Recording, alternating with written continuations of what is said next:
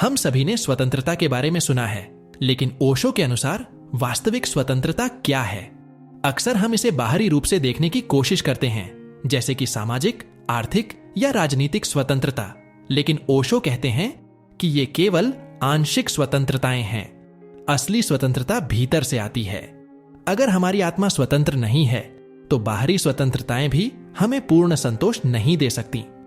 ओशो के अनुसार बाहरी स्वतंत्रता एक प्रारंभिक कदम है, लेकिन आंतरिक स्वतंत्रता ही वह अवस्था है जहां व्यक्ति पूर्ण रूप से मुक्त हो सकता है।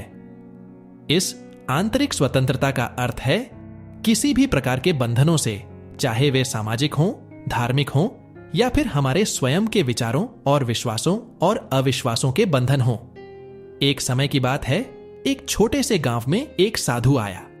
साधु ने गांव वालों को समझाया कि अगर वे सच्ची स्वतंत्रता पाना चाहते हैं तो उन्हें बाहरी दुनिया के बंधनों से ऊपर उठना होगा।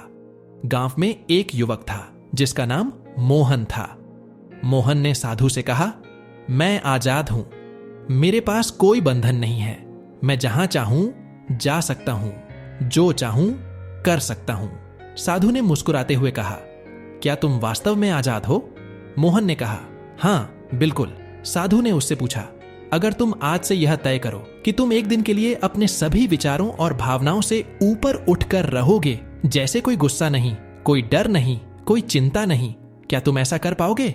मोहन कुछ देर तक सोच में पड़ गया, फिर उसने स्वीकार किया, शायद मैं ऐसा न कर पाऊं, मेरे विचार और भावनाएं मुझे काबू में कर लेती हैं। साधु ने कहा, यही वास्तविक स्वतंत्रता की पहली परीक्षा है। जब तक तुम्हारे विचार और भावनाएं तुम्हें नियंत्रित करती हैं, तुम वास्तव में स्वतंत्र नहीं हो। बाहरी स्वतंत्रता केवल एक आभास है, लेकिन आंतरिक स्वतंत्रता तुम्हें वास्तविक मुक्ति प्रदान करती है। ओशो के अनुसार हमें सबसे पहले यह समझना होगा कि हम कितने प्रकार के बंधनों में बंधे हुए हैं। यह बंधन हमारे समाज, धर्म, परिवार और सबसे अधिक हमारे स्वयं के मन के होते हैं। हम अपने विश्वासों, धारणाओं और पूर्वाग्रहों के गुलाम बन जाते हैं। ओशो कहते हैं कि सच्ची स्वतंत्रता तभी संभव है जब हम इन सभी बंधनों से मुक्त हो जाएं। ओशो कहते हैं कि हमारा मन सबसे बड़ा बंधन है। हम अक्सर अतीत के अनुभवों, भावनाओं और विचारों में फंसे रहते हैं। जब तक हम इनसे ऊपर नहीं उठते, हम मानसिक रूप से स्वतंत्र नहीं हो सकते। मन हमें नियंत्रण में रखता है और हम उसके गुलाम बन जाते हैं। ओशो ने ध्यान और आत्मचिंतन के माध्यम से इस मानसिक बंधन से मुक्त होने की शिक्षा दी। हमारी समाज और धर्म से जुड़े कई नियम और परंपराएं हमें बांध कर रखती हैं। हम बिना सोचे समझे उन नियमों का पालन करते रहते हैं और अपनी स्वतंत्रता खो देते हैं। ओशो का मानना था कि हमें हर चीज पर प्रश्न करना चाहिए और वही मानना चाहिए जो हमें सही लगे, न कि जो हमें दूसरों ने सिखाया है। सबसे बड़ी स्वतंत्रता है स्वयं से स्वतंत्र होना।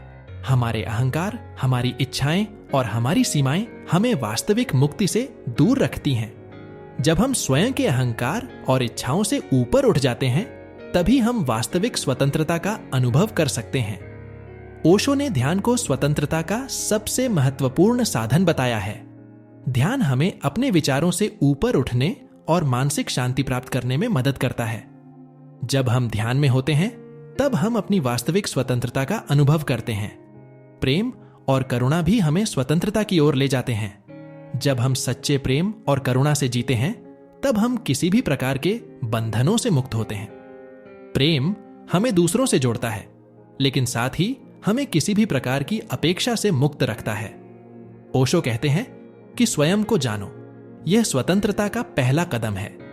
जब हम खुद को जान जाते हैं, तब हमें पता चलता है कि हम किन बंधनों में बंधे हुए हैं और उनसे मुक्त कैसे हो सकते हैं। यह आत्मज्ञान हमें आंतरिक मुक्ति की ओर ले जाता है। ओशो कहते हैं, स्वतंत्रता केवल बाहरी नहीं बल्कि आंतरिक प्रक्रिया है। जब हम अपने मन, भावनाओं, धारणाओं और अहंकार से मुक्त होते हैं, तभी हम सच्चे अर्थों में स्वतंत्र होते हैं। ओशो का संदेश है कि हमें अपने भीतर की यात्रा करनी चाहिए। ध्यान, प्रेम और करुणा के माध्यम से स्वतंत्रता की ओर पहला कदम है खुद को जानना और अपने भीतर की शक्ति को पहचानना।